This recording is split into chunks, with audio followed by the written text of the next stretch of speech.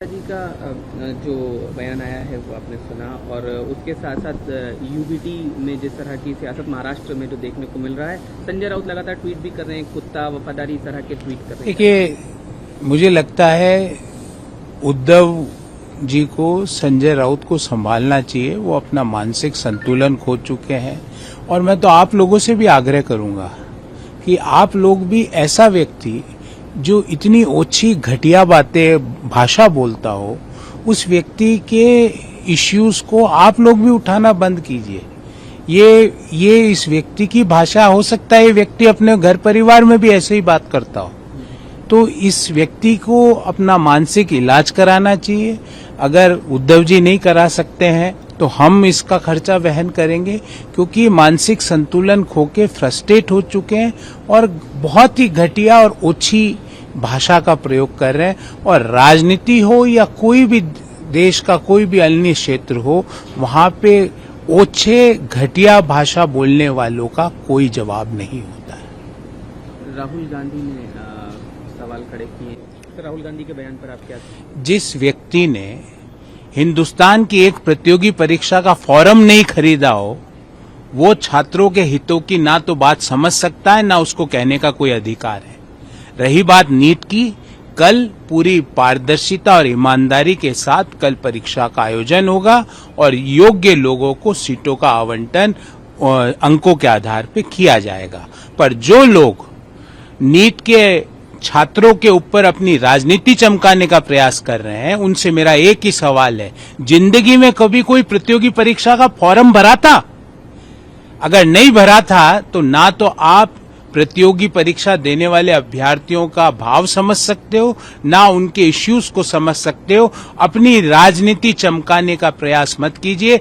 आप कितना भी प्रयास कर लीजिए, जो वंशवाद और परिवारवाद की राजनीति है उससे जेन जी नफरत करता है। तो राहुल गांधी जी, आप यहाँ पे भी उतने ही असफल होंगे जितने आप अन्य क्षेत्रों में हुए।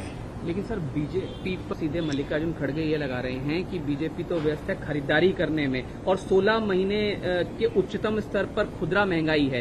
आंकड़ों के साथ देखिए, 4% से कम जो रिजर्व बैंक का टारगेट है, उससे कम सीपीआई इन्फ्लेशन है देश में। आज भी जब हम बात कर रहे हैं तो कच्चे तेल की कीमत $80 $82 के आसपास है।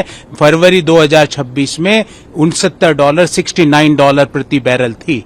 तो कच्चे तेल की कीमतों में 18% आज भी वृद्धि है। मार्च महीने में कच्चे तेल की कीमत $69 से बढ़कर $157 हुई, पर फिर भी भारत की सरकार ने लोगों के ऊपर पेट्रोल डीजल का भार नहीं डाला। हमारे देश में मात्र 7 से 8% के बीच पेट्रोल और डीजल के भाव बढ़े, जबकि कच्चे तेल की कीमतों में डबल से ज्यादा का उछाल आया।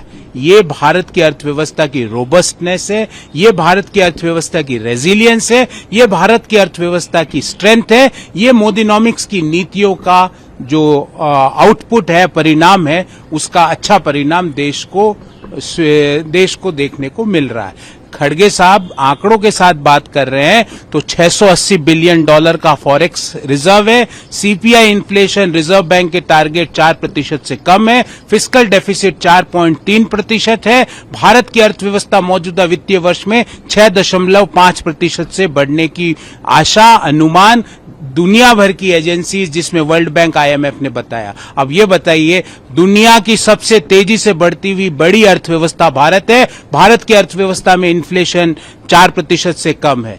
यूपीए दौर को याद कीजिए खड़गे साहब, जब हाई इन्फ्लेशन लो ग्रोथ का मॉडल था। अभी हाई ग्रोथ लो इन्फ्लेशन का इकोनॉमिक मॉडल देश में चल रहा है। ये मोदीनॉमिक्स की ताकत है।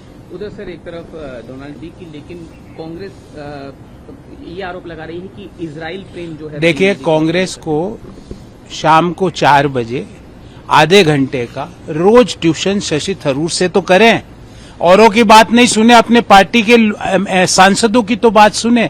शशि थरूर प्रधानमंत्री जी की मुलाकात, उनकी G7 की शिखर वार्ता को सफल मानते हैं और कांग्रेस पार्टी कुछ अलग बोल रही है।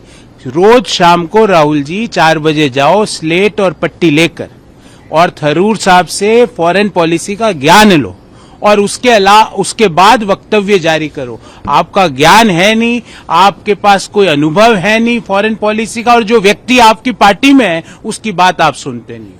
तो ये एक बड़ा कॉन्ट्राडिक्शन है। ये दर्शाता है कि कांग्रेस पार्टी में योग्य व्यक्तियों के ज्ञान की भी नजरअंदाजी लगातार की जाती है, की जा रही थी और आज भी करी जा रही है।